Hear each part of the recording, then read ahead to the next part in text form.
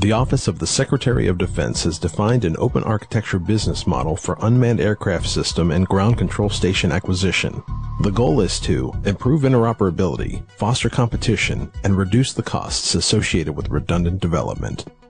In response, the Navy's Program Executive Office for Unmanned Aviation and Strike Weapons has established the Common Control System within PMA 281, home of the Strike Planning and Mission Execution Systems Program Office.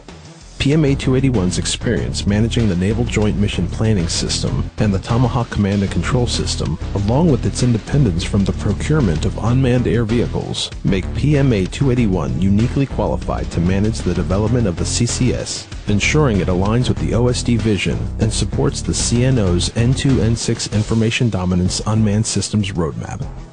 In today's environment, most UAS systems are designed, built, and tested from end to end for a specific purpose. Each vehicle requires its own control station, with each new system requiring completely new development. The closed nature of the development of each UAS creates proprietary capabilities and a lack of interoperability.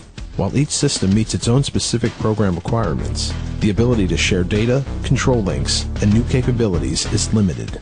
Yet there is a common need to share both vehicle data and sensor payload information, and to reduce the amount of redundant development with each new system. PMA 281 is developing the Common Control System to address these issues. Critical to the acquisition strategy of CCS is the underlying software architecture of the control system.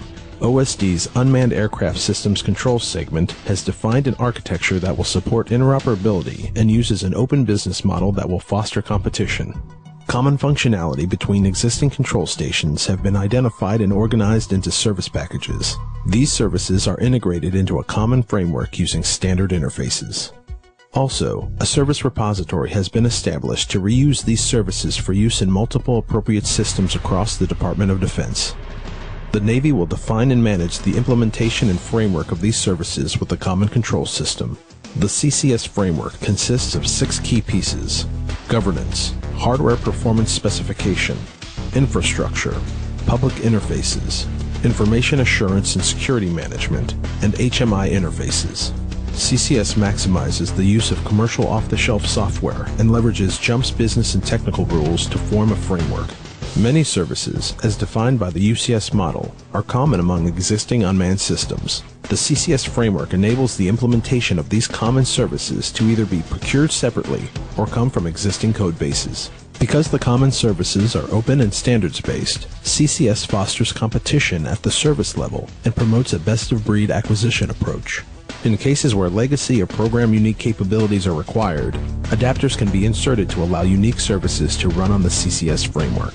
A decoupled presentation layer provides a consistent user interface that will reduce training time and overall total ownership cost.